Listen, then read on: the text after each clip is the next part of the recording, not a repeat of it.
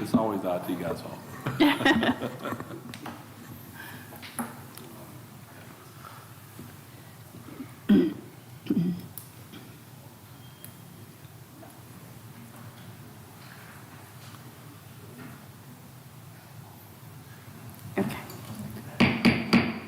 Good evening, ladies and gentlemen. Welcome to the Gates County Board of Commissioners regular scheduled meeting. I'm Emily Truman. I serve as the 2026 board chair. Tonight I'm joined by Vice Chair Nathan Berryman, Commissioner Jonathan Craddock, Commissioner Brian Roundtree, Commissioner Dave Forsyth, County Manager Scott Sauer, County Attorney Pitt Godwin, and Clerk to the Board Renee Draper. Apologize for the delay for those of you at home. We had a few technical difficulties here, but hopefully they are worked out with audio. And at this time, I'm going to ask Commissioner Craddock if he will provide the invocation and pledge.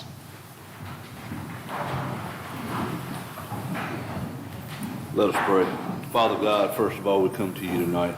First of all, to give you thanks for this day that you have made, and let us rejoice and be glad in it. Father God, we ask you to settle down with us tonight as we conduct county business. Father God, give us the words and the wisdom as you see fit. We ask these things in your name above all names. Jesus Christ, our Lord and Savior. Amen. Amen. I pledge allegiance to the flag of the United States of America and to the republic for which it stands, one nation, under God, indivisible, with liberty and justice for all. All right, thank you, sir. We're going to move into the approval of the agenda. Are there any changes to the agenda? And if none, we'll ask for a motion to approve. Madam Chair, so moved. So second. All right, all in favor? There we go, that is unanimous. So we'll move down to the consent agenda. Are there any amendments or clarifications for the items listed? And if not, if we can get a motion to approve the consent agenda. So moved. Second. Okay, all in favor? All right, perfect. So before we go into the rest of the agenda, I'm going to ask if Director Willie Smith could come up for us.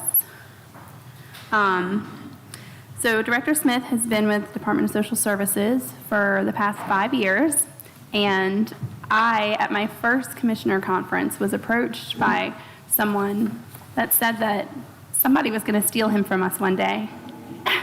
And that day has happened, but it was not the county that told me that, so I'm not going to be too angry. But we want to just thank you for your years of service here, for all that you've done. He does a lot behind the scenes. He does a lot for the community. He does a lot for his staff. But he has been invested and had a heart for Gates County during his years here, and I know that he will serve his next locality with the same heart. And we wish you well. I wanted to open to for the board if they wanted anything and to say anything, and then we have something to present to you. Yes, I want to most definitely say something because I worked along with Director Smith on the DSS board, also on the strategic planning, and also on Trillium Northern Region Advisory Board. And in every board that I worked with him, professional, detailed, meticulous, people person, structured. I tell you, when I got that phone call from the director from New Hanover, I hated it because I knew what was up. And I had to tell the truth because I'm always going to tell the truth. And she asked me about his qualifications, all excellent. I had to respond in excellence because he's a man of excellence. And I really hate doing that. And but I had to be honest because I knew what was going to happen. We were going to lose him. Yeah. And even Mr. Sauer and I, we talked, what can we do to keep him here? And we tried, but our pockets aren't that deep. But in all seriousness, he's a man of valor, he's a man of excellence. I wish you the best. I would never stand in the way of someone in their career path trajectory. And even though we hate to lose you, I'm glad that you're following your career path. And blessings, I speak blessings over you, sir. Thank you, I appreciate that. Yeah. Turn over. Anybody else have? Who's going to follow that? Right. Willie, you've done amazing things for this county. 5 years I've been on this board. Outstanding. Wish you the best of luck. I know you will be successful. There's no doubt about that. But thank you for everything you've done for this county. Thank you, I appreciate that. Yeah. Willie, I just want to say thank you very much. I've only been on this board for a year or so more now, and just the little bit I had a chance to work with you, I can tell that you care about your people, you care about the county, and I really do appreciate that and appreciate all your hard work that you put into this county, and I wish you good luck on your endeavors. Thank you, Commissioner, I appreciate it. Great, yeah, and I'm just going to read this for you while you're standing there. Gates County's Certificate of Distinguished Service presented to Willie R. Smith III in recognition of 5 years of distinguished service as Director of the Gates County Department of Social Services. Your leadership, commitment, and service to the citizens of Gates County reflected a strong dedication to improving the quality of life for children and families. Through your efforts, you made a lasting contribution to the community and strengthened the mission of the Department of Social Services. The Gates County Board of Commissioners and the Gates County Department of Social Services Board commend your service and extend their sincere gratitude with every good wish for your continued success. So we wanted to give you this, and again, I just thank you. It's been great to work with you again on strategic planning, like you had mentioned, in various areas. So Thank you again, I appreciate that. Can I make a quick comment? Yes. And if you don't mind, can I do my public comment as well right now? All right, real quick, I'll just say thank you all, commissioners. Again, it's been a pleasure working with you all, the new board and the previous one, as well as my staff that is here. They know I do not like to be praised in public. I will say it on record, I despise it. I'd rather stand and cheer while the other fellow stars. I'm that kind of person. But again, I don't take this kind of thing lightly, and it validates the path I'm on. I will comment separately. I did provide, on the work side of things, I did provide you all with a flyer that we're pivoting from. If you are aware, we had previously originally planned on hosting a community farmers market on June 29th. We really tried hard to follow through with that. However, due to the lack of produce sellers, we were not able to follow through with that being the main mission of providing that opportunity for community members. So in turn, we are pivoting from that to a farmer spotlight event. The issue we had previously is that we were hard stuck with that June 29th date, and a lot of farmers weren't able to commit to that due to not being able to confirm that they would have their harvest by that time. So we kind of switched it up, and we're basically opening it up now to where if any farmers are interested, they can come and sign up with us, pick a date during normal business hours, say at 12 o'clock, they can stay at our office from 12 to 5 and set up under our gazebo. We are going to provide up between $500 and $750 to community members who are FNS or Medicaid recipients. If they pre-register, they'll get a $10 or $20 voucher to use that day for the produce seller or the farmer who's been assigned for that day. Again, I will give a quick shout out. We do thank Trillium as well as Blue Cross Blue Shield for the grant funds they did give us to cover the costs in order to provide those vouchers to community members. But again, if you do know of any produce sellers, meat sellers, dairy, you name it, we announced everything on Facebook today. The link is up there for anyone who's interested in signing up. Again, this is one of my last things I'm giving before I walk out into the sunset towards my next venture, and the team will pick up there. Again, you guys are in great hands with the team, and whoever you decide to lead after me, I'm overly confident that the team will pick up the pieces and carry the weight that the county needs to bear.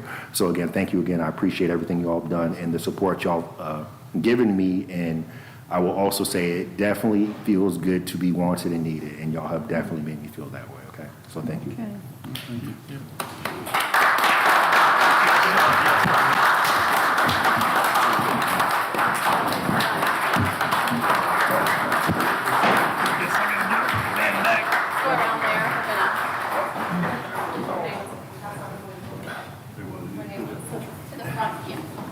We all got to take a picture.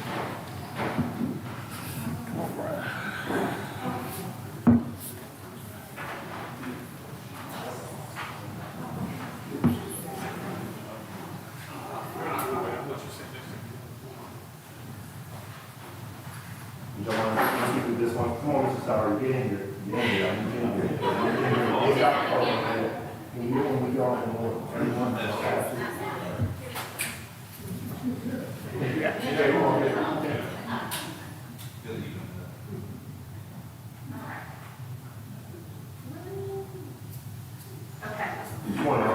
Come on, raise it, everybody, come on.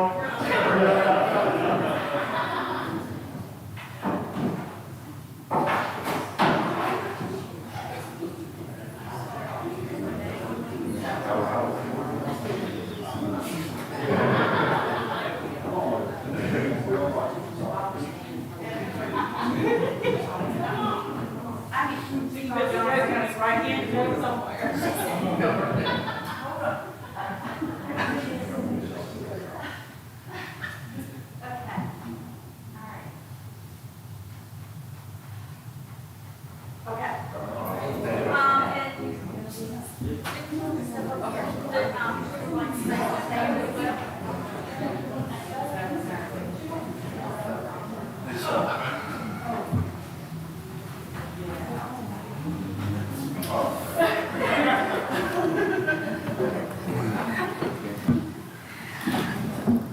On behalf of Gates County Department of Social Services, we sincerely appreciate your dedication, leadership, and all you have done for our agency throughout your years as director. Your impact and commitment have meant so much to both the staff and the community we serve. We wish you continued success, happiness, and fulfillment in all of your future endeavors. You will truly be missed, and your contributions will always be remembered. We pray that you continue to reach for the stars, walk boldly in your purpose, and achieve even greater success in the years ahead. Keep shining and inspiring those around you. If no one told you today, you are awesome, capable, strong, and appreciate more than you know. Keep being you.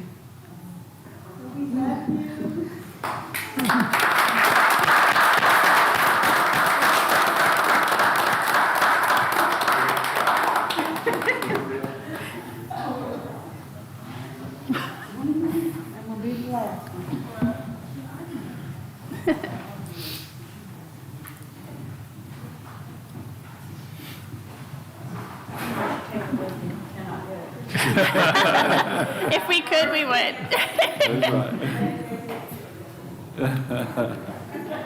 Staff behavior says it all, doesn't it? I'm just going to say, yeah, for that, it is very rare to see someone leaving. And after only 5 years, like you think 5 years doesn't seem terribly long, but to have had that effect is huge. So thank you.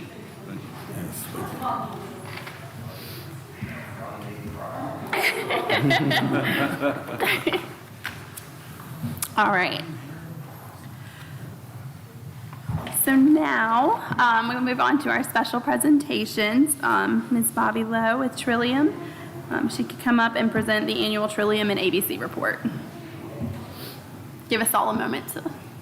Dude, I can't follow that. First of all, I didn't have time to not get nervous before I had to come up, and then to come behind that is tough. That is not an easy one to follow. And everything y'all said is right. He was on our board. He was fabulous on our board and was always really oriented on how is this actually going to look in Gates County. So Yeah. I'm very sad he's leaving. I'm happy he's staying in our catchment area. I'm really happy he's staying in the public Yes. sector. Yes. All right, let me see if I can make this work.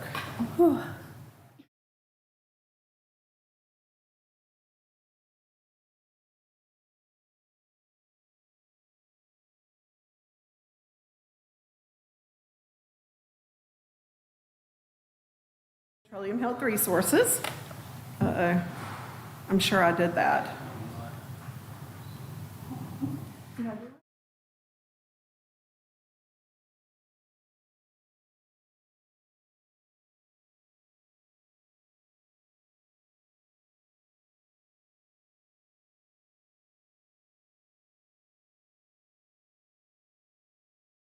are a public health plan.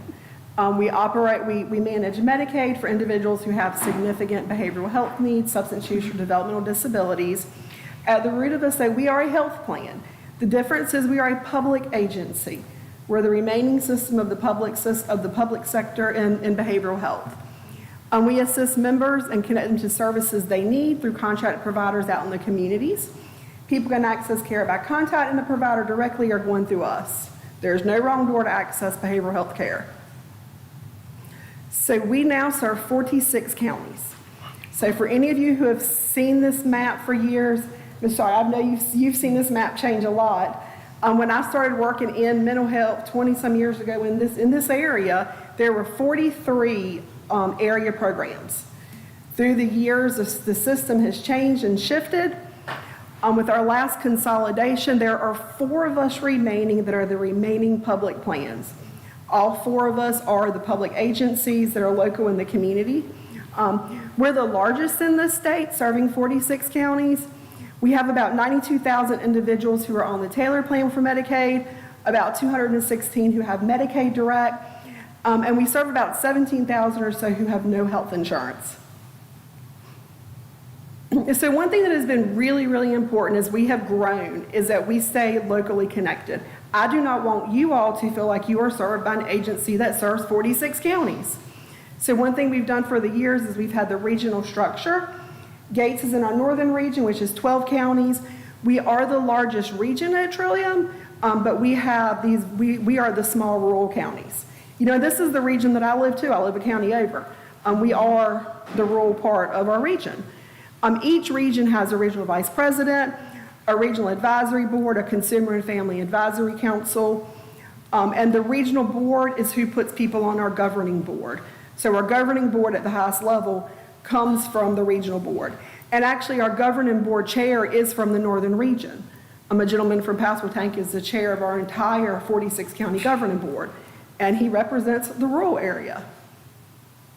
We work really hard to do active and stakeholder engagement, being out at things, out in the community, at events, at meetings. I looked at some numbers real quick. Last year, not fiscal year, last calendar year, we had between 50 and 60 things we did in Gates County, whether it was a one-on-one meeting with someone, something at DSS, or attending a meeting. So we work really hard to try to be out and be present so people see us and know us and we're connected with the community. For the representation for Gates County, we have Commissioner Brian Roundtree who serves and very rarely ever misses a meeting. And we had our non-commissioner was Mr. Willie Smith, who's been a great representative for Gates County on our regional board. So we will be needing a new appointment for that, and I'll send you those details. We're looking for someone for the Consumer and Family Advisory Committee, and that's a person who either has lived experience or they are a family member of someone with lived experience. I'm your regional vice president, and then your community liaison's name is Shanita Vaughn. She's been working in this neck of the woods for 20-some years. She's in the picture there. You're in the picture there. All right, so kind of the Medicaid system, just, and y'all have heard this before, but just a quick overview. The changes really started transition in 2021. North Carolina moved to managed care for Medicaid. At that time, there's some private health insurance plans came in to manage Medicaid for most people. The public sector started managing it fully in 2024 for people who have severe and persistent mental health needs, substance use, or developmental disability. The most recent change was in December of this year. Children and youth served in foster care, their services are now managed by Blue Cross and Blue Shield. The state rolled out a statewide plan, so any kid in foster care, their care now is managed under Blue Cross. Before that, if a child went into custody in Gates County, they would call us, they would call our DSS guy, they've got our cell phone numbers, but now that is managed in the private sector. Some updates we have done, we've tried to do a lot of work around the crisis continuum to try to stop people when they're in the crisis system. And we've also been focusing on some reentry care management. You've heard a lot of talk over the past year around individuals in jail, leaving jail, coming back in again, and just trying to stop some of those cycles for people who have severe and persistent mental health and substance use. All right, those are the 4 plans. I've talked about them briefly. That's the managed care for Medicaid, people who have state-funded services. We also work on what we call Thrive Local, which is kind of the local things we do. Those are county dollars, ABC dollars, things we do that are not funded through Medicaid, that aren't like contractually required. There's a lot of our community-based work. That's for our whole 46 counties. You've got the numbers there. Gates County specific. So in Gates County, there are 173 people who have tailored plan Medicaid. About 2,500 in the county with Medicaid. So we've got about 7% of your Medicaid population that we manage their care. The other population are managed under one of the private health insurance companies.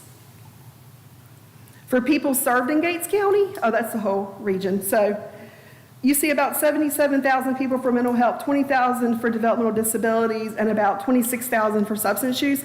Came to about $1.8 billion in health care from people from those 46 counties. And in Gates County, we served 187 people. And then that breaks down to service array. The 187 is unduplicated because people do receive services in more than one category pretty often. A couple updates. We're still doing reentry simulations. There's a picture of y'all at the reentry simulation we did here in Gates County.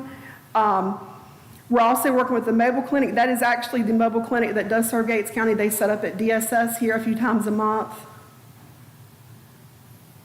All right, so for some ABC things. We appreciate the ABC dollars. We use those in a variety of ways. For last fiscal year, the report, we did Sold Out Youth in Gates County School, which is a program to help educate youth on fentanyl, because that is very dangerous. We provided a training for some school-based therapists on an evidence-based program called Teen Intervene. We also developed the training through AHEC for certain school staff where they actually can get credit for going through an hour course on substance use. We funded for a few people from Gates County to go to Healing Transitions, which is a peer-led recovery program where people can go receive support for addiction usually. We also purchased Narcan, and that's distributed to your sheriff's department and your EMS. And for non-Medicaid service, it was about $60,000 of care for people without Medicaid for substance use in Gates County. For this year, it's going to look really similar. We were able to add NC State University. We're working with them for a program called Science House. It's a mobile STEM lab that teaches about vaping. And so it's not just don't vape, it's bad. This is what vaping looks like to you. So that was able to come and do, I think, 4 classes here in Gates County. All right, for people who need to access services, they can call us. We've got a crisis line 24 hours a day that real people do answer. It's not a computer system. It's real clinicians who answer the phone all the time. That's all I've got. Any questions? I don't have any questions, but I would say just thank you for everything you do. I know you do a ton for Gates County and for our surrounding area. But go ahead. Yes, Director Lowe, a good friend of mine, Mr. Cecil Bagley, he have a lunch and learn periodically. And I just had a conversation with him on Monday. And he already have a speaker, but I want to utilize our office and perhaps get some literature, some pamphlets to accompany his program on behavioral health. Absolutely. Yes. Oh. And also, Chair and I was talking about the Behavioral Health Hospital in Greenville. Can you expound on that a little bit? Yeah, if you wouldn't mind just, while we have it on the stream here, just a little bit about the new behavioral health hospital. I will do my very best. Just a brief little thing would be great. Yeah, so in Greenville, North Carolina, it's a partnership with ECU and Arcadia. They've opened up a new behavioral health hospital. They're taking people voluntary, non-voluntary. They follow the guidelines of any hospital, so they're very flexible on insurance coverage. They're opening up beds really systematically, so like 28, I think, to start, or 24 to start, and they're opening up 12 at a time for staffing, because if you opened up 144 beds at one time, that's a big feat. So Yeah. the ultimate bed will be 144 beds, which is significantly closer and more accessible for us in this part of the state. So we had them come locally. We did kind of a lunch and learn with, I got people from, I had Commissioner Truman came and someone from Chowan and Perquimans, just kind of brought the different counties together to hear about that, to try to get the word out about that resource. Thank you so much. Thank you. Yeah. Okay, so next on the agenda, we have Miss Jessica Gibbs to the podium from the North Carolina Department of Insurance. She's going to give an overview of various aspects of NCDOI. Welcome. Hi. Thank y'all for having me. I'll be super quick. I don't have a slideshow. I tend to just kind of wing it a little bit. So I'm Jessica Gibbs. I work with the North Carolina Department of Insurance. My main role is to serve Commissioner Causey, help him book his events. That's my main job, but that doesn't fill up the majority of my time. The majority of my time is actually coming out and meeting local sheriff's office employees, because we have a whole CID division. We have our own prosecutors to actually help prosecute for insurance fraud, and that is our main job. And so we actually give the insurance agents their license. We make sure that they're qualified for the jobs. We regulate the whole insurance industry, except for, of course, when it comes to Medicare and healthcare.gov. Those are two we can't really touch. We can help you navigate it, but everything else kind of falls on us. So what that looks like for the citizens is anytime you have any citizens out there who have insurance issues, whether it be home, life, health, whatever the issues may be, they can actually reach out to us and we'll try to help them get their issues resolved. I can give you one story that's kind of an interesting story, how we help. There was actually a lady over in the county, her husband and her went on vacation up to Boston, having a good old time, and he ended up having a medical emergency and had to go to the hospital there. Their insurance at the time would not move him to North Carolina where they actually live because they were there on vacation. So they actually called us, North Carolina Department of Insurance, Smart NC is the program, and we were able to talk to the insurance company to see if we couldn't go ahead and get him moved back down to where they live so his wife could go home, get changed, get showered, and all that stuff. So we have that program. Some of the other programs we have, we can help find lost life insurance policies. So anyone who's had a loved one that's passed away, and insurance companies, it was bought back in the 80s, and they've been bought and sold a bunch of times. They don't know where to look. They can actually come to our department, and we can actually help them find that stuff. Now, it's not quite as quick as the put your name in and it pops immediately up. It takes about a week, but we have recovered lots of money. All that money goes back to the beneficiaries. There's no cost. Some of the other things that we do is we actually regulate bail bonding. I would never have thought that, but when you sit down and think about it, then it makes sense as insurance. So we regulate bail bonding, and we help out sheriff's departments, police departments all over North Carolina with those issues. If they have any questions, the sheriff's office, when it comes to the bail bonding, they'll reach out to us. We'll try to help them with that. We also partner with the local law enforcement as well in getting the information that they need if they feel that there is an insurance fraud related. They reach out to us. The insurance companies are required to reply to us within so many days, whereas the sheriff's office, they might drag their feet a little bit. So those are some benefits that we can actually help with your county. Two of the other little things that we can also do is we have presentations. That's also one of my roles, is we do insurance fraud presentations or fraud overall. And sometimes they're called scam jams through the Area Agency on Aging, but if we don't go through them, it's just called a fraud seminar. We actually bring in your local sheriff's office or police department. We have them speak about the fraud things that they've seen, and then we go and take it further as to what we've seen in insurance, what to be on the lookout for, in ways that people get scammed. So that's always out there. It's always available. All you have to do is reach out to me, and I can set all that up. I don't require y'all to do anything. I'll do all the work. I just need someone to show up, listen. That's all you need to do. And we also do driver's training. Well, not driver's training. Driver's education. We partner with driver's education at the school, and we teach kids about insurance and why it's expensive, why they need it, what it is. Sometimes kids are not prepared for that kind of stuff out in the real world. So we can do that as well. And we also have our SHIP department. That is the Senior Health Insurance Information Program. That one is all about Medicare. It is a free service that we offer. We don't sell insurance. So what they do is a senior can actually come to us, and we look at all the plans that are out there and available, and we can help them find the best plan that's good for them, most affordable. Our job is to make sure they have the cheapest plan that covers everything that they need when it comes to Medicare.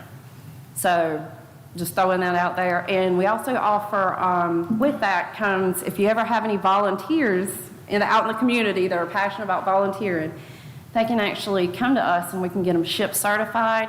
And there is a little bit of money that will go to the county to help fund those volunteers, if you ever have anybody of interest. And I think y'all are getting a senior center soon, aren't you?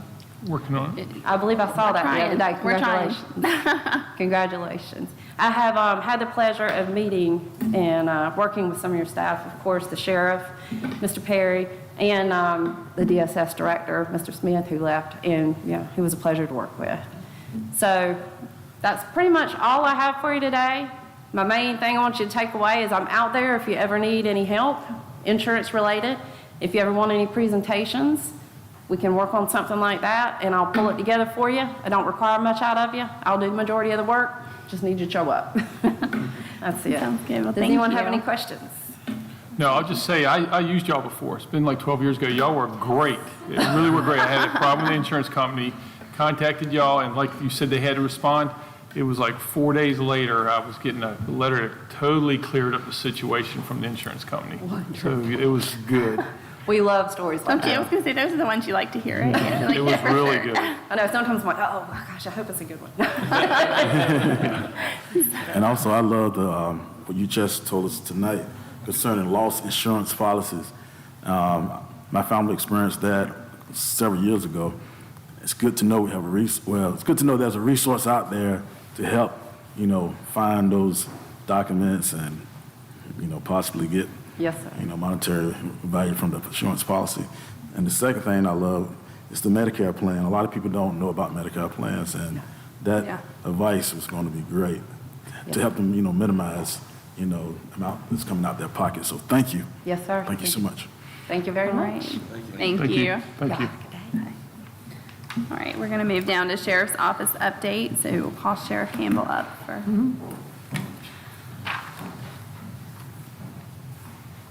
I'll be really quick. Good evening, guys. A couple things I wanted to touch on. Last month I didn't say much, but this month I think I need to touch on this. Our call volume for the sheriff's office has gone through the roof. The last 2 months we're averaging over 600 calls. Now, when I say 600 calls, that's basically everything that we put our hands on, or touching the phone, calling back, arrest. It's everything we do. But normally we see numbers between 4 and 5. But when we see numbers over 6, we're looking at sometimes 12 to 15 calls per day with 2 deputies handling most all of that. So we've been busy, very busy. And on that, we lost a deputy last week. He resigned to move on to bigger and better things. I can't help that, hate to see him go, but on a high note on that, within 2 days, I had somebody at my door looking. So this boy is coming over. He's got 3 years experience, so we don't have to send him to school. We'll swear him in on June the 1st, so he will hit the ground running, and we'll be good to go. That's That's all I awesome. got. Thank you. Thank you. Thank you, Sheriff. All right, we're moving to public comments. Ms. Draper, do we have anyone signed up for the first portion? No, okay. Moving down into old business, we have the data center moratorium update. In the packet, you're going to find a timeline for the plan of action and schedule that was pulled from the ordinance imposing a temporary moratorium on development approvals for data centers and related high-impact facilities in Gates County. So at this time, we're going to open the floor for any discussion the board may have or any updates from the county manager. All right. Flip to the right page here. I know that there has been a lot of information online, a lot of questions, lots of different things. Month 1 through 4 was the study, the potential impacts of data centers and cryptocurrency mining facilities in consultation with local utility providers and the UNC School of Government. And that's kind of the phase we've been in. We had a informational session. My days feel so long now, but I think just a couple weeks ago. And in some ways, it feels like it's been months ago, but just a couple weeks ago. And it was informational purposes. We had some questions. We had some concerns that we voiced there, different opinions that came out.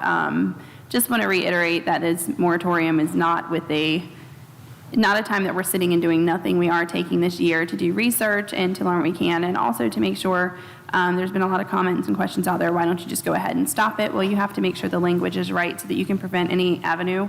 If that's the direction you're going is to prevent, then you want to make sure that you have no area for loopholes, no areas that they can slip in on the back end. So there's a lot of thorough research going in. I know there are concerns. I know there are questions, but we are doing our due diligence, and we are looking at other areas that are dealing with data centers, whether it be moratoriums, changing ordinances to protect their communities, or what needs to happen so that those that are having them slip in on loopholes and back ends aren't happening here. So we thank you for the grace of this year in doing the research, and please feel free to reach out, have questions. If you have a lack of confidence in what we're doing, just reach out and ask a question. Again, there's a lot going around online that I don't spend much time scrolling, but I get a lot of screenshots. So there's a lot happening online, and we don't want you all to be afraid and think that we're sitting around doing nothing. Like, the reason there is this pause is so that we can make sure we get it right for you all. So I'm going to open that up now for the rest of the board. I was hoping that we'd hear something about, I see the schedule roughly, but I'd like to know, do we have any idea or have any update on the status of the ordinance that's actually being drafted? I mean, I guess we're showing month 4 to 6, we started that. And then I guess the question is, when are we going to plan on, do we have a time frame of when we're likely to start having public engagement? Because we're getting it whether we want it or not, we're getting the engagement. We're getting engagement. I'm going to defer to the planning director because I don't know the answer to that question, honestly. And maybe we don't know yet, but I guess that's what I'm trying to push for, is us giving some concrete. I'm just looking for, right now, we're talking about, we have general timeframes here in the 4 to 6 month range. We're talking about starting to draft the land use ordinance. Yes, we are currently working on that plan we met yesterday, and we are still working on that. They are gathering information and ordinances from everywhere, actually, and doing their research. They're working hard. They went home with homework, actually, to gather more information and come back with an idea of what they would like to submit to the board for recommendations. And that's where we're at. And we have met every month, including the meeting we had 2 weeks ago, and they are diligent in this. We have a really good board that's really delving into this and taking it into consideration.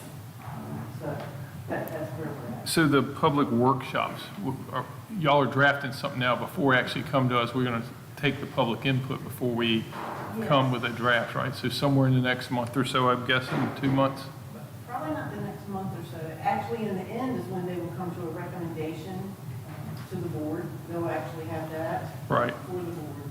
Probably some public engagement would probably be something for the board's commissioners to think about. Hosting town hall type things and situations is in the plans once we get past the budget process, moving past the season and getting into the new fiscal year. And then we'll be looking at planning town halls and different informational sessions so that we can have the community input at that point.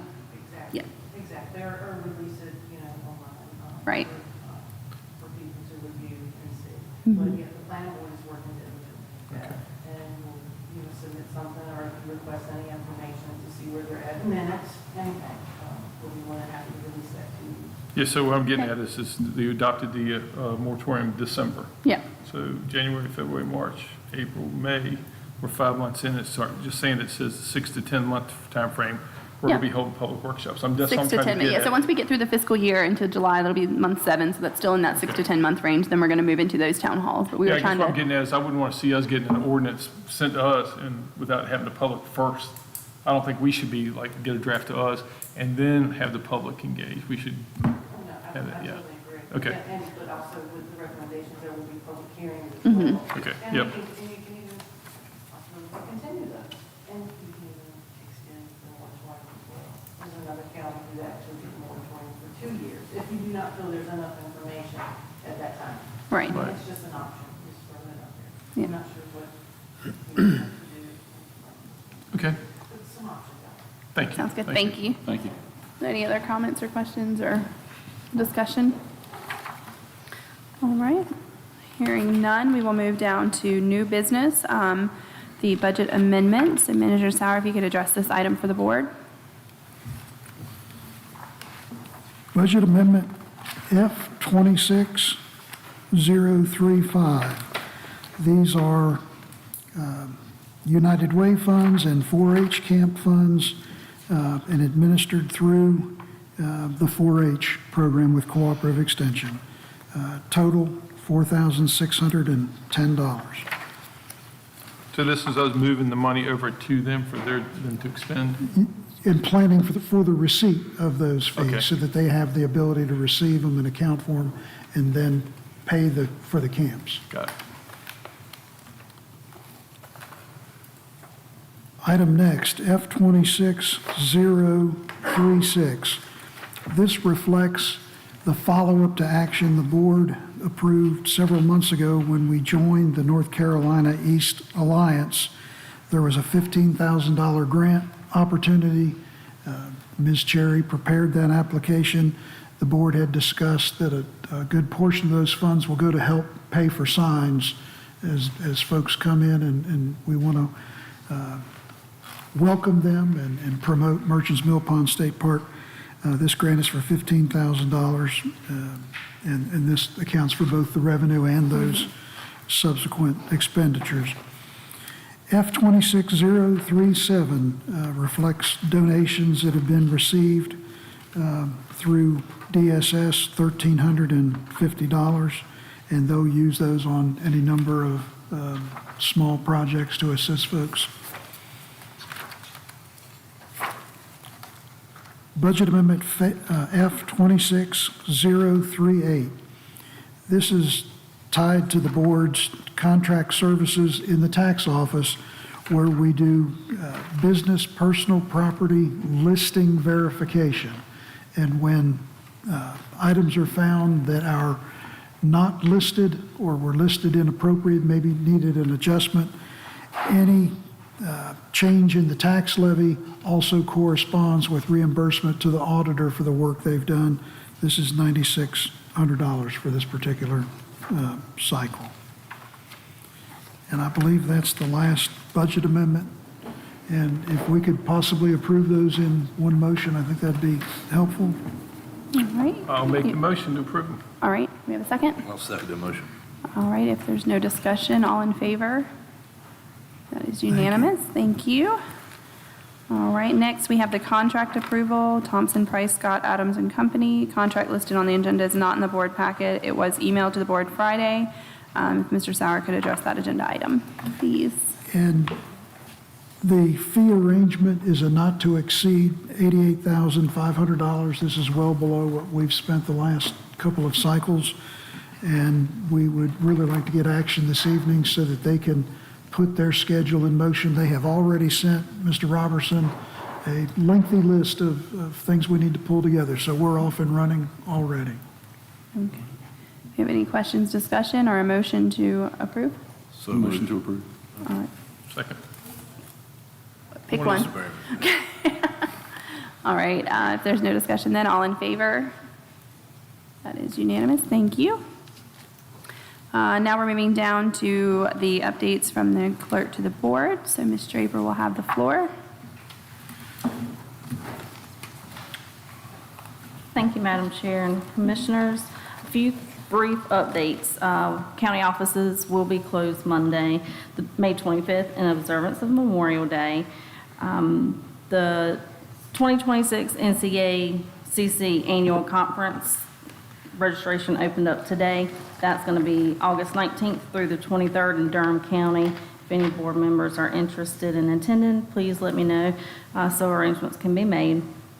Also, please note that the A250 lecture series in June will not be held on the second Thursday of the month. It has been rescheduled to June 18th, and the speaker will be Marvin Tupper Jones, who will speak on the legacy of the USCT members who fought for freedom and justice during the Civil War. And then moving to the memorandum in your agenda packet, there are 4 applicants that were presented for consideration of appointment. We have Erna Bright Jr. for the Board of Adjustments. Perry Tyler, Planning Board, he is a reappointment. Lola Roundtree, COA Board of Trustees. Carrie Gibson, Regional Advisory Council, she is a reappointment. And then not listed in your agenda packet, we have received resignation from Kelly Turner from the Animal Services Advisory Board and the Board of Adjustments. So that's going to leave a vacancy to fill 2 boards for the remainder of her term. There are currently 2 applications on file. I did lay them at your seat. For the Animal Services Advisory Board, I have Hope Spencer, Gates District, and Loretta Whitehurst, Gates District. And then additionally, I also received an application this afternoon for Gilbert Jenkins, your district, and that is going to be a reappointment application for the Board of Adjustment. All right. Ms. Whitehurst, when it actually has She actually did, she applied for 2. for 2, because I was going to say there's an error there, it makes it. The Medical Services Board and the Animal Okay. All right. Advisory Board. I mean, I think we'll go into a motion. We just have the 1 seat on each board, correct?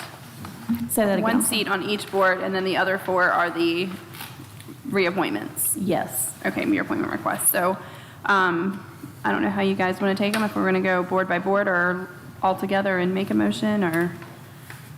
If I could make a recommendation, if you could just make a motion for not the Animal Services Advisory Board, since there are 2 applications for So we'll do that that one, break seat, if break you'll do out. that Okay. one separate. So the other ones could be presented if y'all are happy with the applications that can be motion to approve as presented. Make a motion to approve as presented. I'll second, yeah. Okay. No discussion, all in favor? All right, so that will leave us just the Animal Board, correct? Animal Advisory Board? Yes, so you will need to pick one of those. So- We have 2 of those, and I do know we had one of those that was present for the meeting that had passed over. We had discussion of, with the recommendation that came before. Yes, that was. I don't know if they don't have anything. I would make a motion to approve Hope Marie Spencer for the Animal Advisory Board. Yeah, It's a that's- I Gates think seat, that's and who this I is a was saying Gates applicant before. as well. I mean, I think the other is Gates, but she, I know, had applied before and been interested. So I think the persistency in that. Okay, so that's my motion, if anybody wants to. I'll second that. Second. Ms. Spencer, Hope Spencer Yep. for the Animal Services. If there's Animal no, Advisory. no discussion, all in favor? All right, here we go. Okay, Can I ask a question, though? So on these boards, the first group that we approved, Mm-hmm. Board of Adjustment, are there any remaining vacancies on that? I think there's one vacancy, What's that? one, One more, okay. How about the Planning Board? or is One it more 2? one I more think it's 2. vacancy? Yeah, Okay, and 2. The COA Board thing is just, That that's is just just the one. one So there's from- no vacancies after Correct. that, right? And then the Regional Advisory, Albemarle Agency on Aging?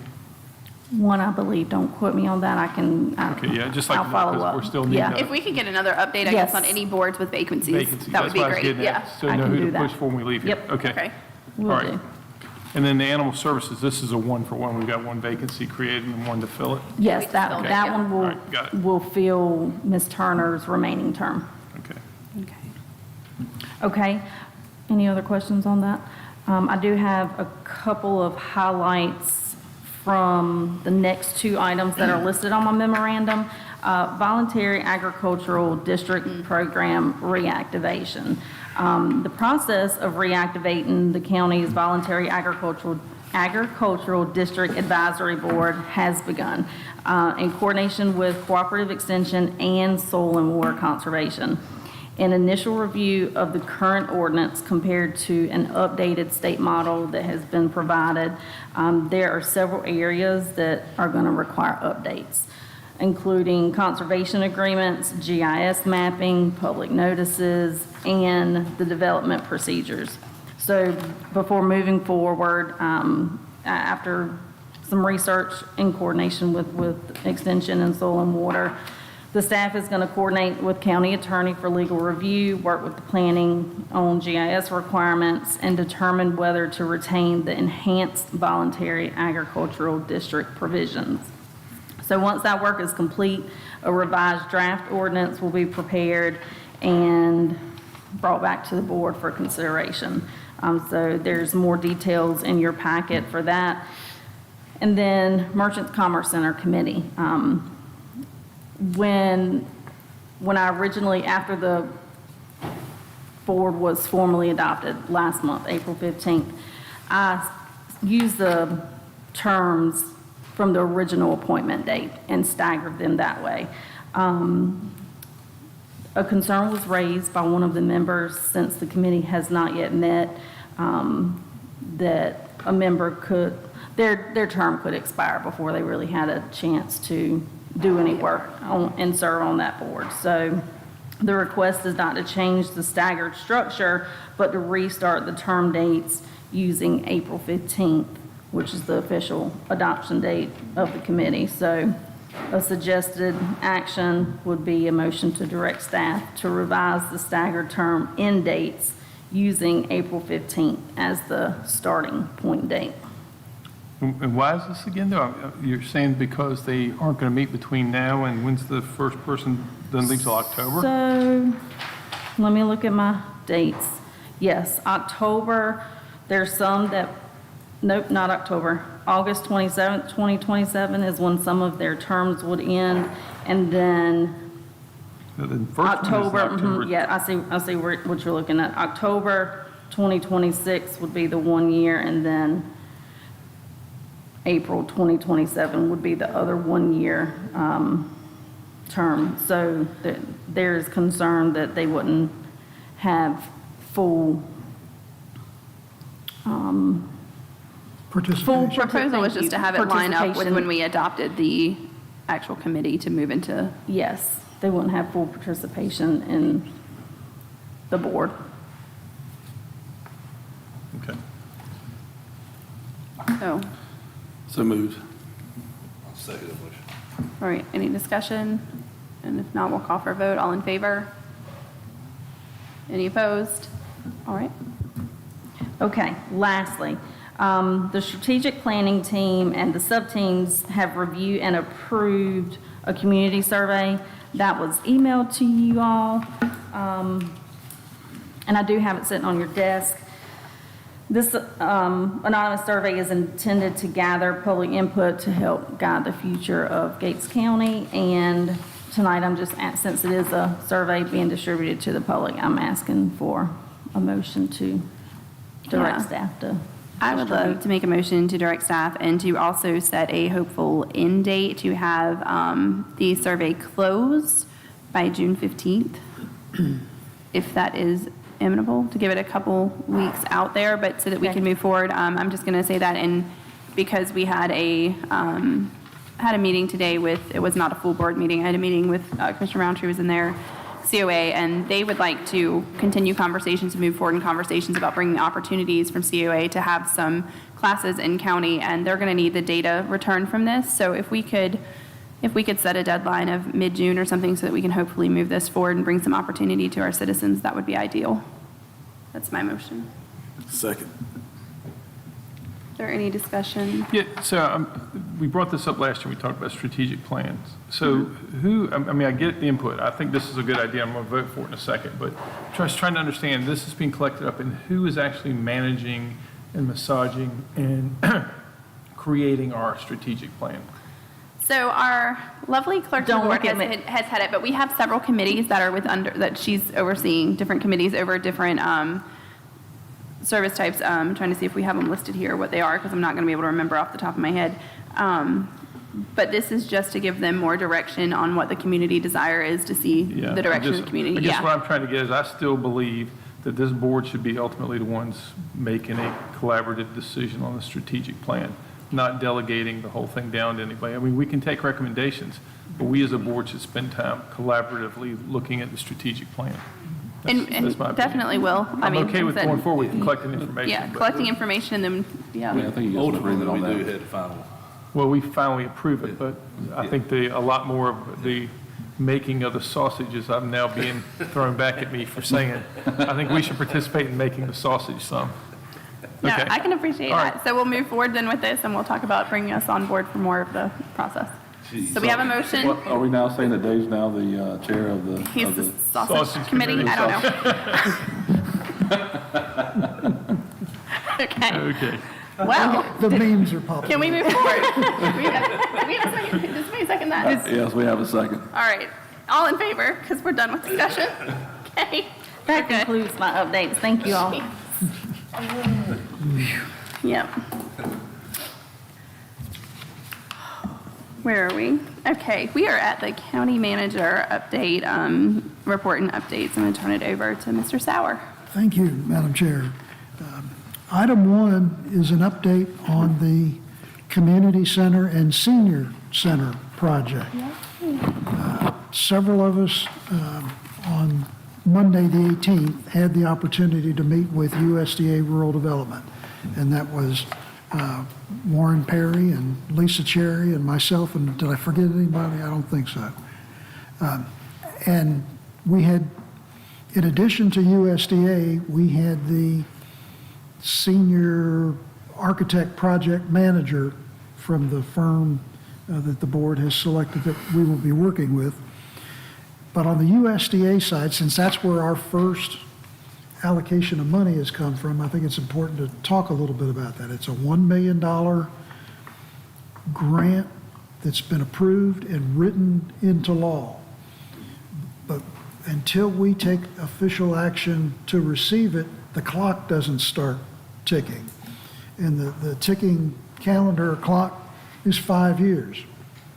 And they've made it very clear that on a USDA project, their money gets spent last. So the question that was posed to us, representing the county, is, one, how much is this project going to cost? And two, where do you plan on finding the other pieces of the financial support?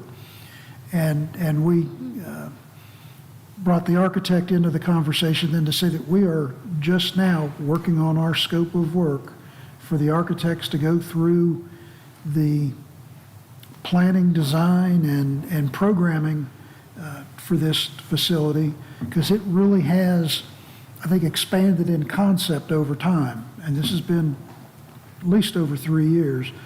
And we had started out talking about basically a facility that's a box. And I think now, if I'm understanding what input we've had from the board, is that there may be outdoor amenities tied to this facility. Maybe not on day one, maybe phased over a period of cycles. But I think we have a design team that is well equipped to work with us. We also had from the design team's remote office on Zoom, the person who was on the RFQ interview, who is a grant writer, grant administrator, with a lot of expertise with USDA rural development, but also any number of other grants. And she had listed for us quite a few to be thinking about. But she did have a couple of interesting observations, and because as I see it, as the Merchants Commerce Center is moving ahead with its work, one of the questions she had was about the placement of the community center and senior center. You know, it's fairly above the library, north of the library, several hundred yards. And right now that's a wooded, hilly terrain area. And she was suggesting, as a cost-cutting measure, to possibly look at moving that back toward the library so that the road, the extension of the water and the sewer would be a lot less costly. Because we started the conversation asking if the USDA funding could help with some of that front end earthwork, grubbing, land clearing. And again, that's when she made it very clear their money will be available at the end of the project as they understand it now. USDA can be a very, very helpful partner as we go down this path, but it will take time. And I think it's really exciting that it's coming to life along with the Merchants Commerce Center Committee. She indicated she's been with USDA for 39 years. She's committed 2 more years.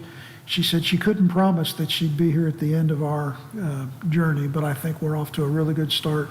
Again, her name is Monica Thornton. She's based out of the Winton office. So that's item 1. Item 2 is a budget presentation. And if it's okay with the board, I'd like to stand because I've been sitting Please. all day.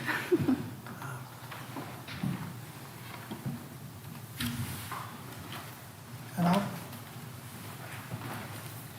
I'll be very mindful of Mr. Kittrell because he was given the signal about being able to hear. So please give the signal if the mic is not picking up for your benefit and for those at home. Okay. It is my privilege and my responsibility to present the budget this evening. And we are in this format because this is what is required by the North Carolina General Statutes. And it states that the budget, together with a budget message, shall be submitted to the governing body no later than June 1st. And the budget message should but not need be submitted in a formal meeting. Well, it's always been my experience this is done in a very formal setting so that the board can give it the proper attention. Sometimes I struggle with this next one. They require a concise explanation of governmental goals. And I know sometimes I get a little deep, but they've made clear that we are to explain important features of the activities anticipated in the budget and to set forth the reasons for stated changes from the previous year, both program goals and appropriation levels, and any other major change in fiscal policy. The budget documents before you include a lighter, meaning lightweight, budget message. It's about 10 or 11 pages with some attachments, but then there's an addendum with all of the line item detail for every fund, from the general fund through your proprietary and enterprise funds, your capital reserve, and hopefully within just a few minutes, and maybe it's already done, I see he's working on it, this will be live, available on the county's website, so all of our citizens at home can pull it up, or you'll be able to pull it up on your iPhones. The process starts in earnest when the board receives its audit, and you get a foundation of where you finished last fiscal year. This board, and for the audience's benefit, spent many hours in a planning session early in January to talk about our progress against goals and where we were headed. And then we spent 3 days in work sessions. It was April 1st, April 8th, April 15th, and was a very, very busy time. But probably the largest discussion about the budget for FY 26-27 is around the funding for our public schools. And I think it's important for everyone to understand that this is not just a one and done decision on the budget, and the commissioners have been going back to March of 2025. This board has met 7 times with the Board of Education to talk about budget issues, and I'd like to touch on that a little later. And then the last working session the board had was on Friday, May 8th. I thought it was a little crazy at first when y'all called for a meeting on Friday afternoon, but then somebody reminded me that in 2022, this board had a budget work session on a Friday night. And I'm told that you can see several of these folks standing at the podium on a Friday night in front of the board. So I'm just grateful it wasn't on a Friday night. First item of focus for the public's information and for the board's attention and better understanding for the public is everything related to public utilities. And I'm going to take you back in history again to 2022. That's when the Local Government Commission in the State Treasurer's Office and the Department of Environmental Quality designated Gates County's water and sewer systems as a distressed unit. We still have that marker on our file, and the board has taken many steps to work toward having that removed. We also had a moratorium on our sewer plant for being able to accept new customers, which was attributable to the functioning issues with the plant on Honey Pot Road and the brand new wastewater treatment plant that was built in 2018 but sat idle until 2024. But that plant is now able to receive new customers and new sewer connections. The other significant focus moving forward has been the board's successful securing of state funding, the SL 134 money, and there's a listing of that in the budget message. But I want to remind everyone, we are hoping very, very soon, I hope to have it for this evening, to receive the authority for the board to award the contracts for the 4 water lines that are going to be constructed by the TA Loving Company. We had a hiccup in August of '24 when the state identified Gates County as having the highest elevated levels of fluoride in our groundwater. The board has really taken an aggressive step with that. It was in 2025 that the board established a target reduction level, and to further that analysis, we still have pilot testing that's underway and should be finished, I hope, in maybe 30 to 45 days or a little longer. So the RO portion is done, but there are a couple of, okay. The second area of focus has been in human resources. When I arrived in February of 2023, I was told my number one project was to get the personnel policy revised in front of the governing body and approved. Well, it didn't happen till I had a whole lot of help from Assistant Manager Warren Perry, but the board adopted that new personnel policy in January of 2026. And that's where I want to talk a little bit about the cost of maintaining your human resources and the really tremendous staff that Gates County has assembled over the years.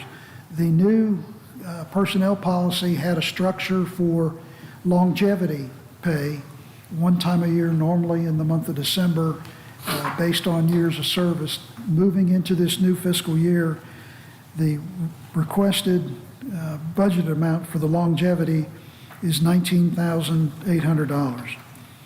Health insurance is a major component for your human resources category. Health insurance for the general fund is up $72,639. Health insurance in total is just over $1 million a year. And that's the insurance that the county provides for the employees only. They have the ability to purchase spousal or family coverage. Retirement is up $34,000, and the total commitment from the general fund on retirement is $864,481. Those 3 items add up to $126,790, and I reference that figure because 1 penny on the tax rate moving forward will generate for Gates County $137,457. So just to hold on to what we have and move forward with many of the items that we talked about in your work sessions, it's going to take us the equivalent of 1 penny in new revenue effective July 1. When we were together on May 8th, one of the questions that I posed and the board had some discussion and I believe gave directive related to a cost of living adjustment for existing county staff. This budget, as it stands, as recommended, includes a 5% cost of living, and that will require 2 pennies on top of the 1. Basically, 1% of a cost of living is $60,000 in round figures. So the proposed budget, as it stands, is a 3 penny increase to the tax rate from 67 to 70 cents. And again, I want to emphasize it's recommended, it's proposed, it's not final until this board makes its changes, its revisions, and gives finally its approval following the required public hearing and public notice time. This budget needs to stand available to the public for inspection a minimum of 10 days before it can be considered for a public hearing. And we have the public hearing a little bit further out on June 17th. Can we hit the, I have very few slides. Should have had that one up first. If you'll go to the second one.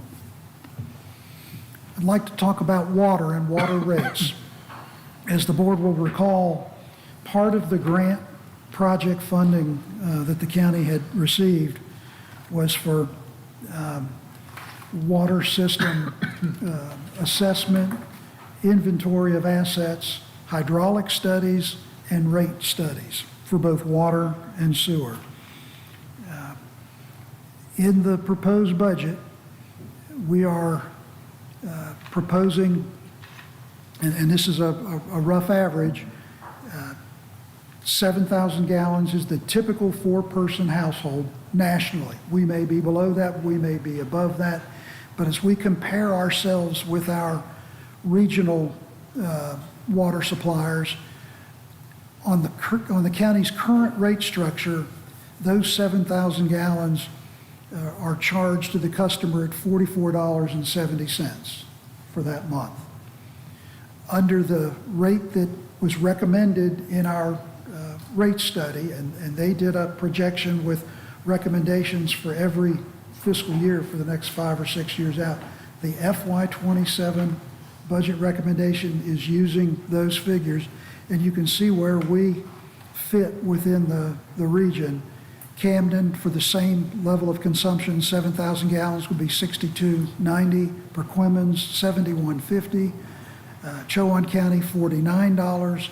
Pasquotank, $62. Terrell, $98.05. And Brad reminds me, they have 2 reverse osmosis plants, which are very, very expensive for them to operate. Hertford County is at $65. And again, the new calculation, as proposed for 7,000 gallons of consumption in one billing period, which is a month, is $55.75. Percentage-wise, that's a 24.7% increase. But with that increase, you can see where we match up with our partners. Water's probably one of the most important services we can provide. I know I've shared this in the past, but one of my favorite thoughts on water that I once heard was, you can live your entire life without love, but you can only live for about 3 days without water.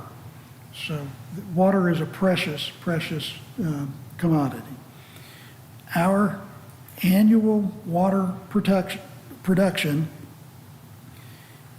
is 300.1 million gallons, 31.1 million gallons per month.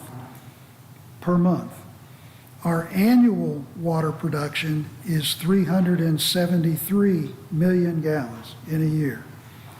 That averages out on a daily basis to 1,023,000 gallons per day. That's average daily production, and that was over fiscals 23 and 24. It is a significant operation. We've been through several cycles of changes. It was in February that we were finally able to break away from the every other month billing cycle, the bi-monthly billing cycle, which I know was a confusing headache for our customers, and it was also a real frustrating program to administer, because by the time somebody received a late fee, their water had been delinquent, their water bill had been delinquent almost 3 months, and by the time we got ready to cut the water off, it was a 4-month delay. And nobody can remember how much water they used 4 months back. And we are on a monthly billing cycle now, as we speak.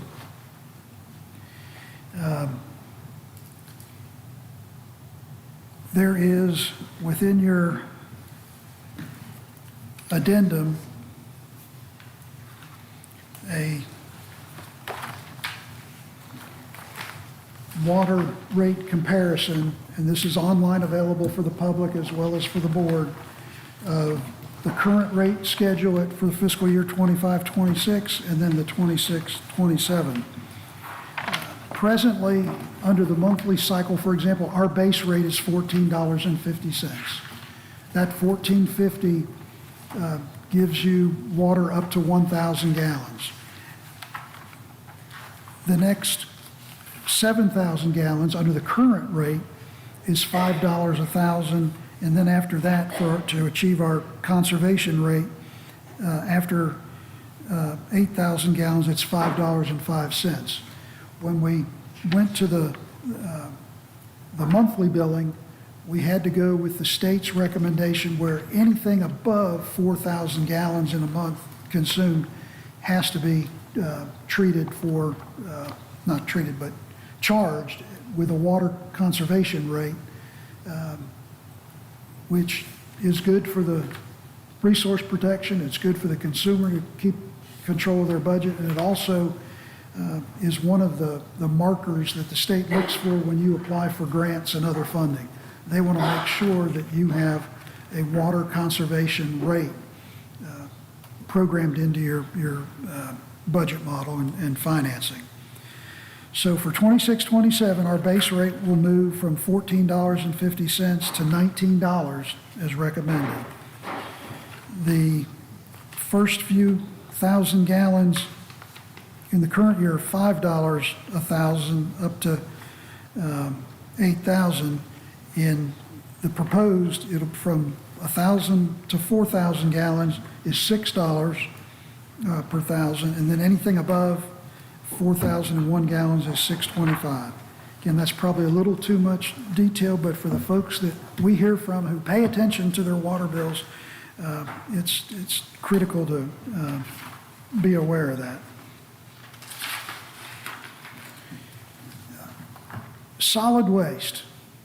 Our audit indicates over the last 3 years, cash flow for our solid waste program, which we know as the convenience centers, as customers. For the commissioners, you call it your Perquimans, Chowan, Gates, Landfill Commission. They operate the convenience centers that the county owns. They also operate the transfer station in Belvedere. And the budget that we have and the partnership that is put together with the 3 counties is to get our trash from the households to the convenience centers to the transfer station, then ultimately transported to the regional landfill in Allander, which is in Bertie County. In order to close the gap that we have on the cash flow, we're projecting it would require a $20 increase per year. Our billing for, as far as I can find back, has been $240 a year for the availability of your convenience centers. And that's billed on your tax card with your property taxes. And under this proposed budget, that would be $20, or it's an 8.3% increase. And again, I'm anticipating we'll want to have a lot of discussion about that. As long as that wasn't my phone. Again, I want to remind folks that we went through 3 work sessions, April 1st, 8th, and 15th. Items that the board discussed, items that I believe there was consensus to move forward, have been built into this budget. One of those is a new election specialist full-time added to the Board of Elections. As you recall, we had the chairman of their board and the director here for that. With that addition to their budget, though, we would be eliminating the 2 part-time positions. But our director of elections would still have the flexibility as needed to utilize her poll workers on a part-time basis, which she does regularly if she's got to be out of the office for one reason or another. So there is a new election specialist. Last year, after the budget was adopted to begin July 1, The board heard I'm picking on the sheriff. The board brought a recommendation to the board to add one additional deputy due to the way he was realigning his staffing. And the board approved the addition of one additional deputy. That was done with a budget amendment using appropriated fund balance. That position is now rolled into the regular budget, and it's not being funded with fund balance. It's being funded with all of your general fund revenues. Likewise, in the finance department, a couple of years ago, the board had approved a procurement specialist that would also work with managing the leasing program for the motor vehicles. That position remained vacant for almost one budget year, and then last year when we were trying to get to our target rates on the tax rate, William recommended to the board, well, let's freeze that for 1 year. So in this budget, we are proposing to fully fund that position and have that as a part of the general fund. As I mentioned, we would be eliminating 2 part-time positions in elections. There is a recommended part-time position for the Department of Social Services as they make preparations for the retirement of their longtime receptionists, and they want to do some overlapping there. And again, these are recommendations to fit the budget that is before you. Lastly, there is a part-time recreation assistant for the community center that is included. Again, that is a recommendation based on the request from the department head, and I realize, like so many of the issues we have, there's going to be discussion.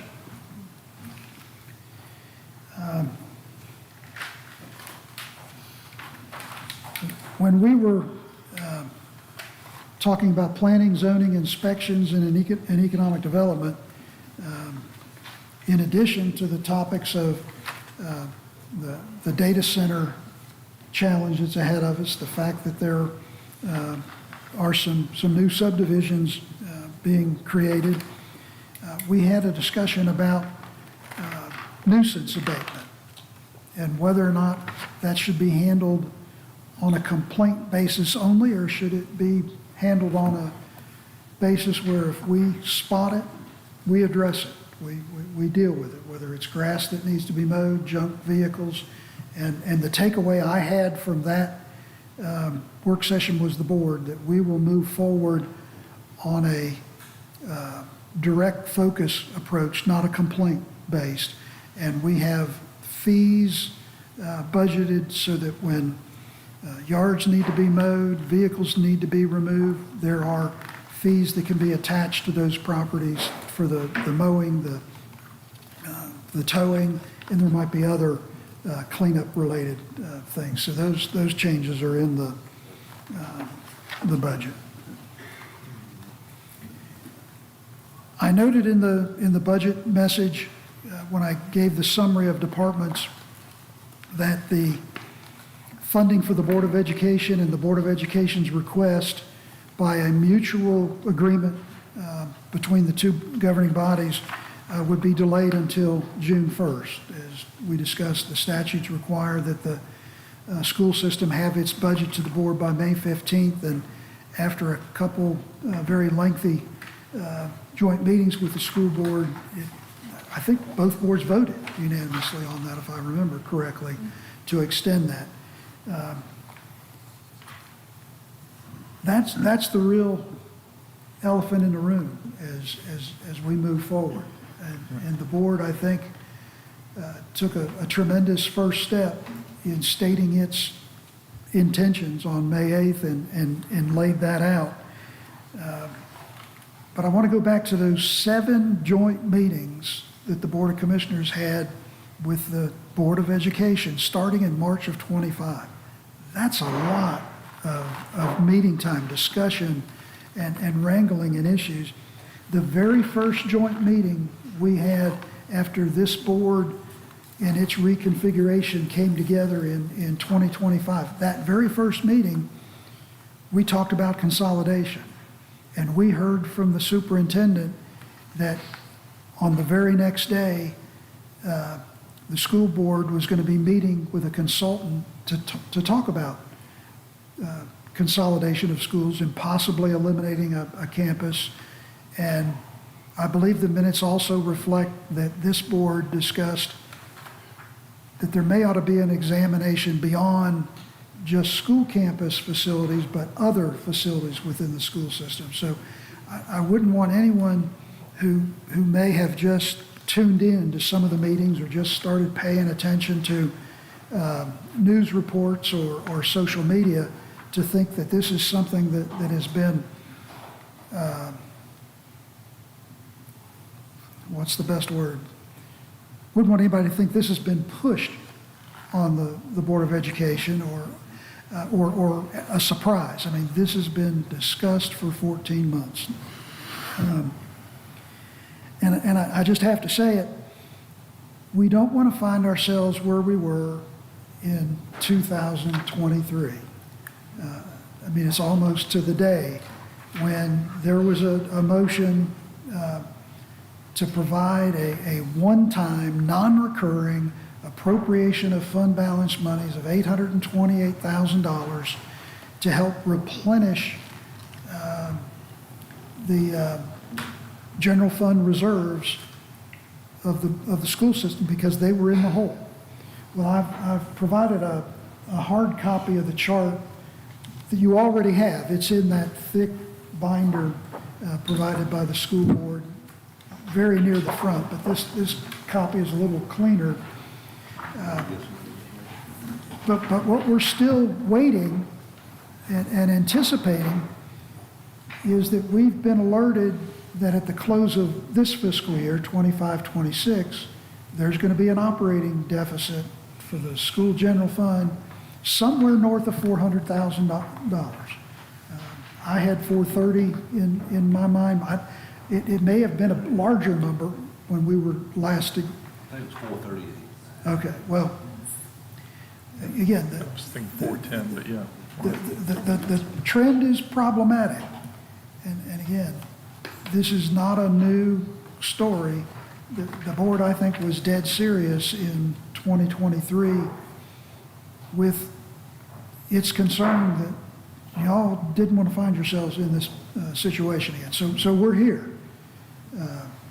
And I think the Board of Commissioners is to be commended for the steps you've taken and the support the board gave 3 years ago with the $828,000. And I've got another slide. Within the addendum, I've got these summaries by program area, and this is just one of the particular pages. But for education, and here's where we compare what was approved in the budget ordinance, the revised budget for 25-26, and then the recommended budget by administration for 26-27. And I think it's important to note then that when this governing body approved the budget, you appropriated $130,000 to address what we were told was a very important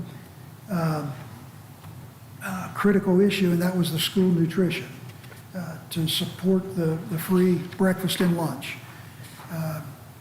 And that money is reflected both as adopted and revised, but it's not in the recommended column because the board, I think, was pretty clear that this was non-recurring, that we were hopeful that there would be the potential for the quarter-cent sales tax.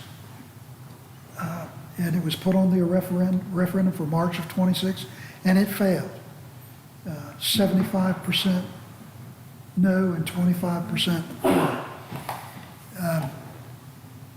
The board also added to the capital outlay that was recommended in the budget last year. And we've had a lot of discussion about the technology and how it was applied. Was it Chromebooks or workstations? But it was done on a basis of how much did they need per school. They had a figure where they were taking $40,000 times the 5 campuses.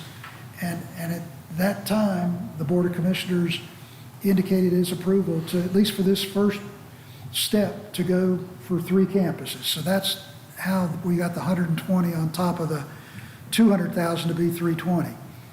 Well, I also want to mention in the middle, school daycare operations supplement. It was last fall, November timeframe.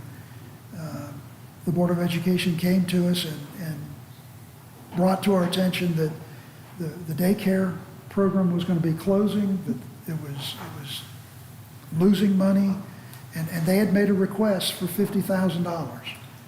And the board approved $50,000, and it's reflected in our revised budget. But it was not a $50,000 check hand-delivered the next morning. As the board recalls, there was a one-page statement, again, of your intent, of your willingness to share in the cost burden, but it was going to be done on I think it was a weekly basis, because they were on a weekly payroll system, where both boards were going to be sharing in that expense. Well, again, at every step, the Board of Commissioners has come forward and said, we're going to try to help you with $828,000, with the money for technology, with the money for the nutrition program, and ultimately for the daycare. And I just, y'all have a tremendous responsibility on your shoulders, and I respect the hell out of that. And I wish there was more I could say other than we're trying to live to that intentional statement that you had. Again, you will find in the budget message and in the summary detail appropriations for all the different partnering relationships that we have that would include the health department, Trillium. But I wanted to mention in particular the funding for Gates County Rescue and EMS. The only change from the current year funding was a $10,000 increase, because it was my understanding that this board was willing to put up that amount of money to help pay for audited financial statements, so that at the appropriate time, and only you all can decide when that might occur, that you will have the information to help you make the best decision for that agency that the county is now supporting significantly, in excess of $1 million annually. And again, the addendum, if you're like me, I like color. In the beginning, the white pages are the expenditures, the green pages are the revenues. There's a water and sewer rate comparison. Then there's a blue sheet with capital outlay, and that category, I think it's $346,000, is being recommended for use from appropriated fund balance. And again, those items warrant discussion, those items warrant your blessing up or down, but that is the listing of our priorities for capital outlay. And then lastly, in the detail addendum, you'll find the line item budgets for every single program, cost center, and fund that you have responsibility for as county commissioners, and then the proposed fee schedule for every single department.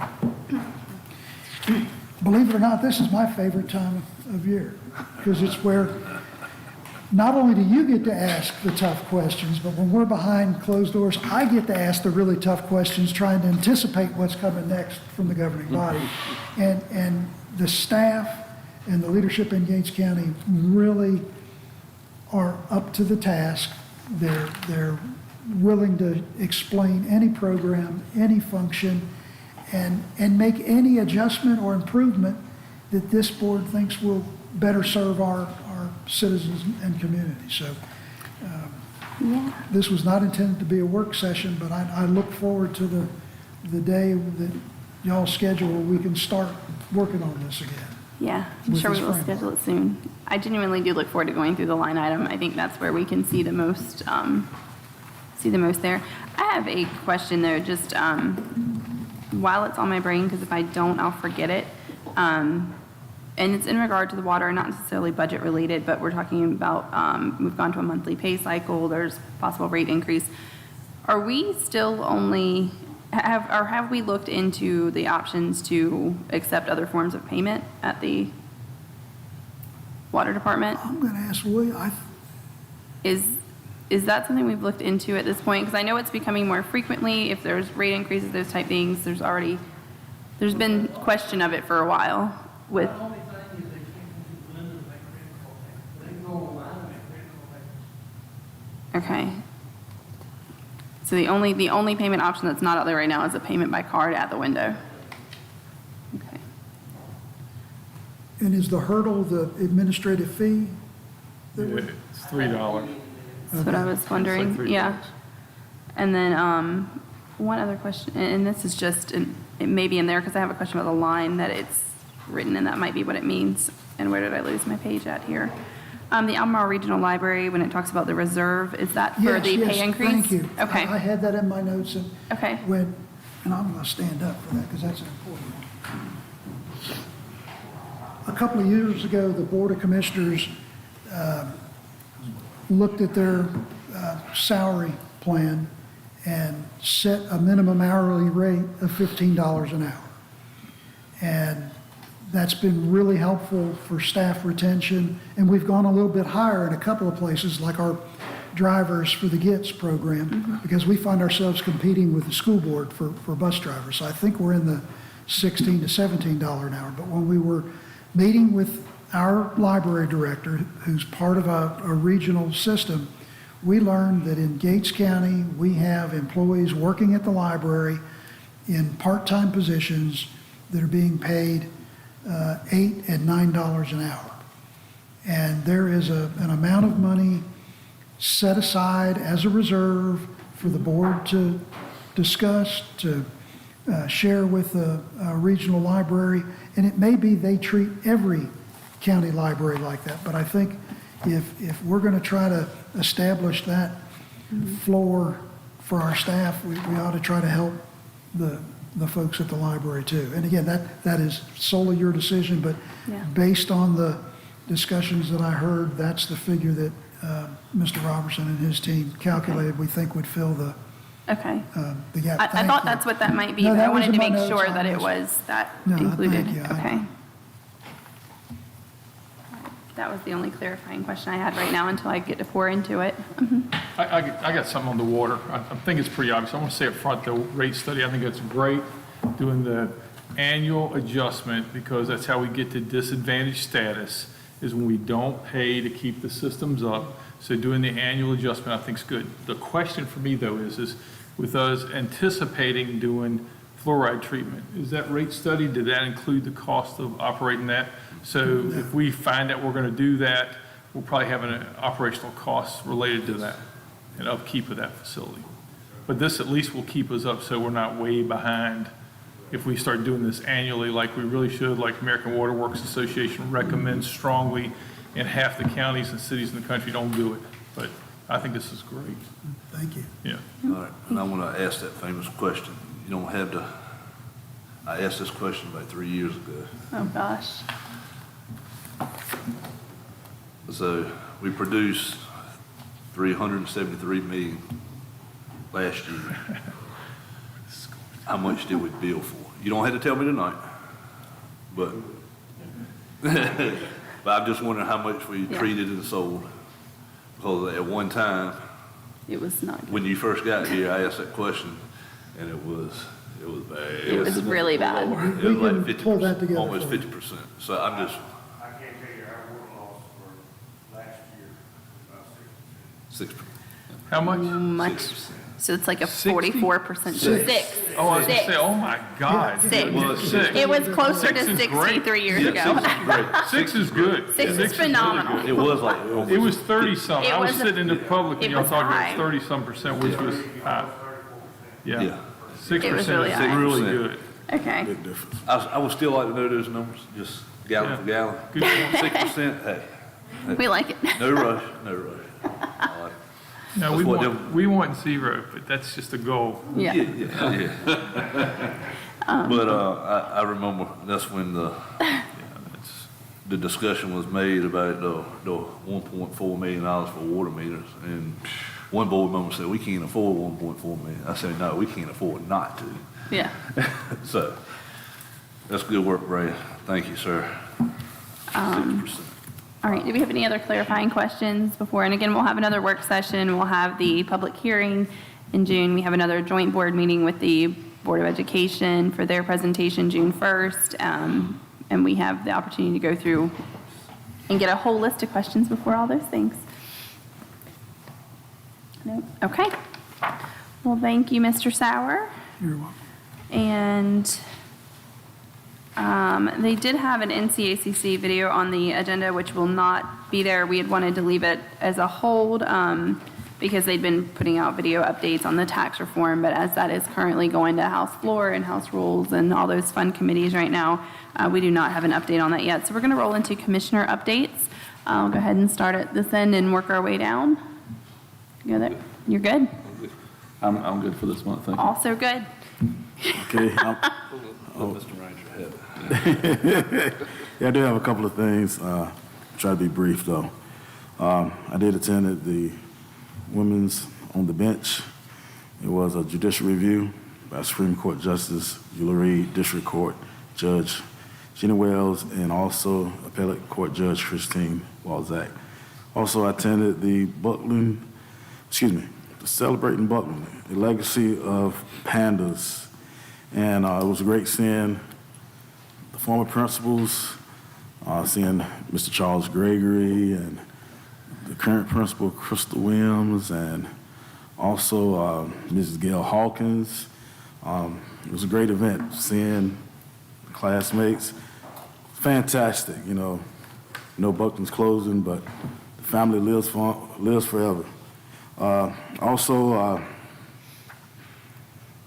so glad of the success of North Carolina Energy Savers and NCDEQ. We had several citizens take advantage of that. And I got a call from Mrs. Gibson. Several have been approved.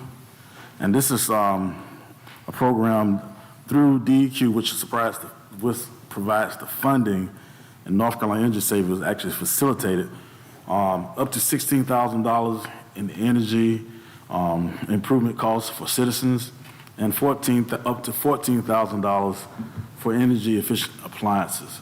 So that's a big blessing to citizens who need to replace those things in their home. Federal funding trickle down to NCDEQ.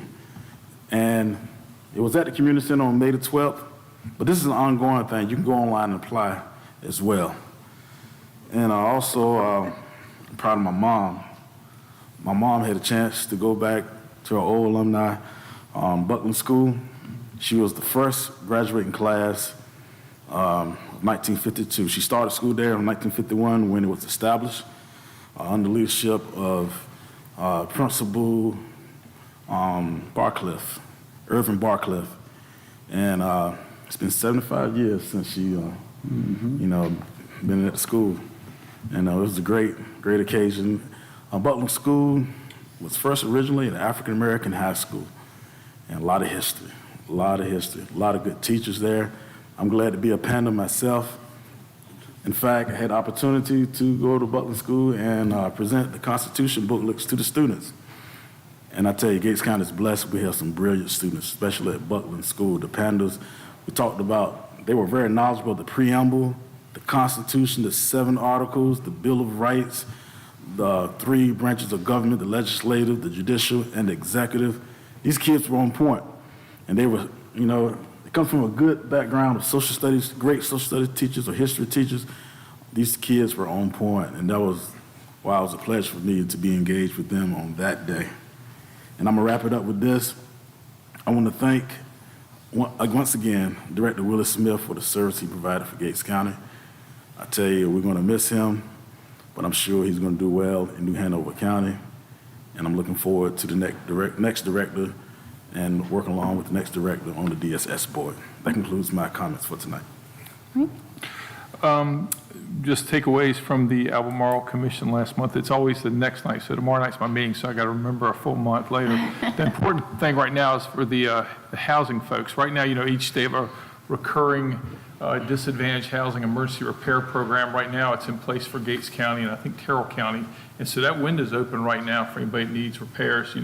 There's some qualifications needed, but you can call the Albemarle Commission offices and the local gentleman, I can't think of his name right now, really good construction expert. And I think they still had, it seems like it was $175,000 readily available to spend with virtually nobody applying from Gates County. So I think that's important. They've got money to spend to help folks. So if you know anybody, can help them reach out. Easy to find. You can find them on Facebook or anything else, but they have the housing program right now trying to help people, and it's something we should take advantage of. The other thing I want to point out, I've had several of our volunteer organizations, we commissioners, the chair sent a letter out thanking various community organizations that do a lot of stuff. And I've had a couple of them say it was great. It's the first time they've ever gotten a letter like this for years and years of service, and it meant a whole lot. I'm personally a member of the Lions Club, and the president of our group got up and said, I'm stunned to get a letter like this after all these years thanking us for the hard work we do. So I think that's good for us to recognize everybody that's doing things in the community. There's a lot of folks out there working hard, and a lot of them just don't get recognition whatsoever. So it's nice that we did that.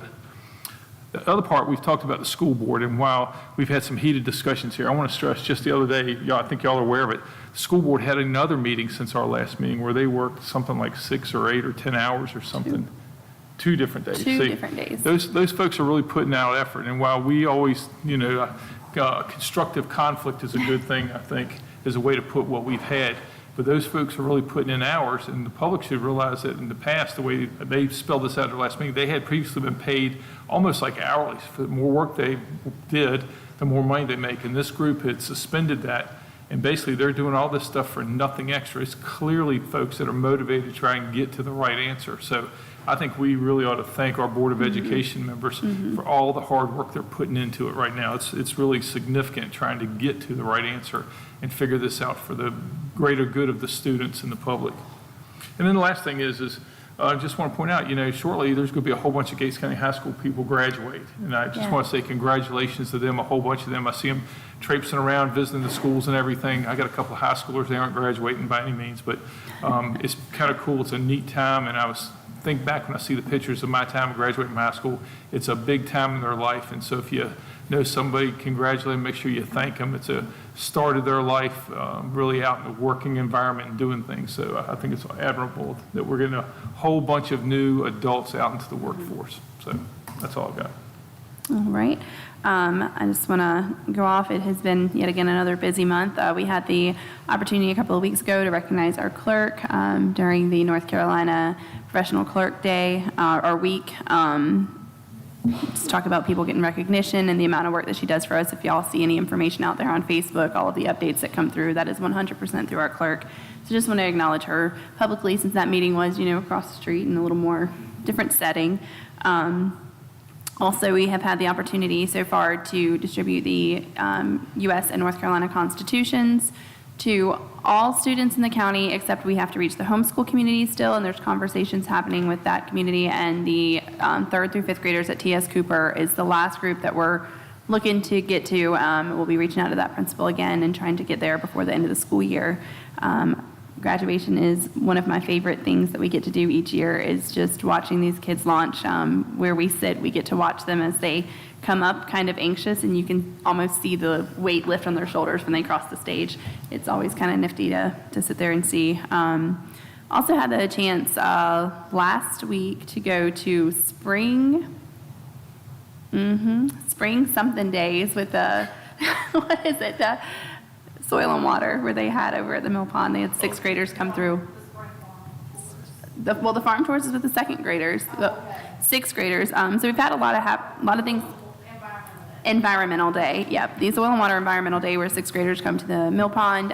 It was kind of neat to go around and see those different people from the soil and water agencies across eastern North Carolina that kind of collaborate, and they go community to community each year and help these students just get some education on that field. We also had the second graders went and toured 3 farms. That was a pretty incredible experience, because you do hear, and you know, you mentioned Buckland, but just across the board, all 3 of the elementary schools, how incredibly engaged these kids are and how knowledgeable they are, and it says so much about our staff and the teaching staff at each of the schools. It was really neat to see their minds work and to see these extension agents and the farmers in the community just interact with them and take that time. It was kind of special. So I thank you all. We are going to go into, I'll just preface this for a minute. We're going to have our public comments for non-agenda items. Those will be 3 minutes. If we have anyone signed up. All right, Ms. Chappell.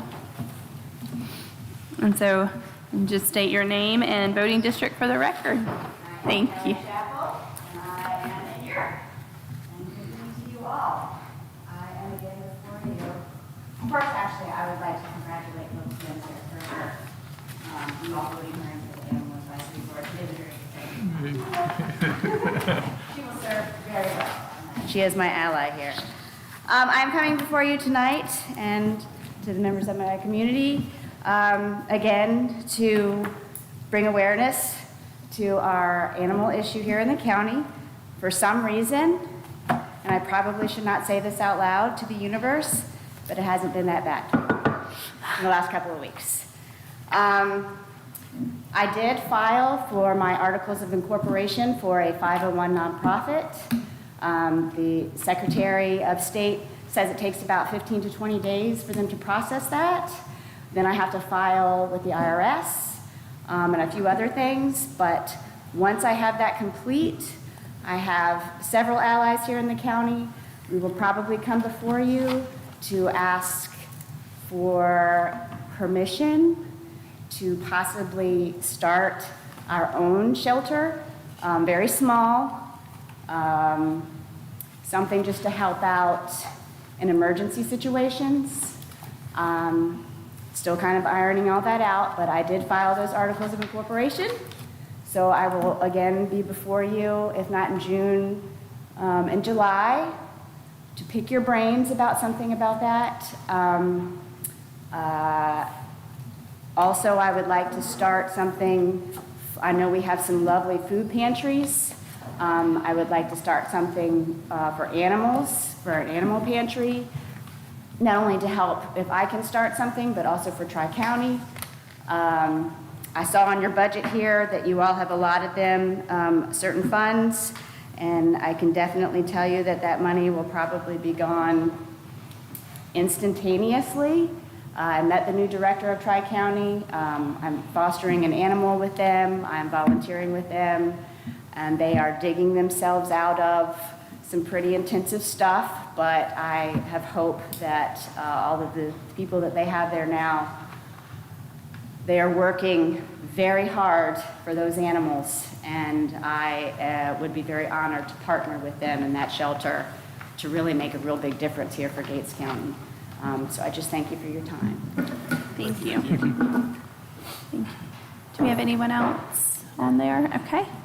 All right, so now we are going into a closed session portion of the evening. We're going closed session pursuant to North Carolina General Statute 143, 318, 11A6 to discuss personnel, and also North Carolina General Statute 143, 318, 11A3 to consult with the attorney to protect attorney-client privilege. We are going to need a motion to go in, but I will also state there may or may not be action following closed session. Pending on the conversation back there, just give that clause, because typically we say there isn't, but there may or may not be following the conversation. So if we could get a motion to go into closed session. So moved. And Second. all in favor? All right, we are back. And we are just going to take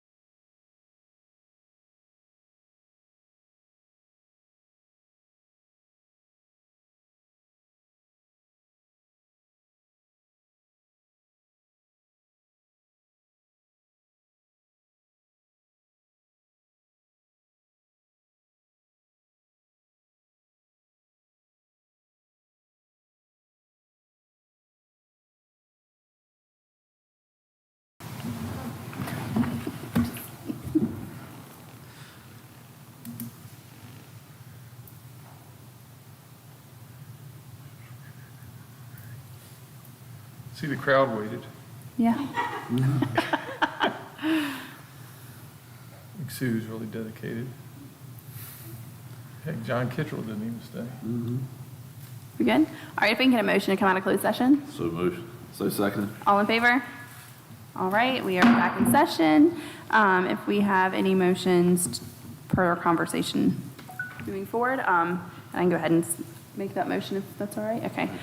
We'd like to make a motion to extend the contract for Scott Sauer as county manager by 2 years with an optional third year to be decided by a vote of the board in 2 years. I'll second that motion. All right, all in favor with no discussion? That is unanimous. Great.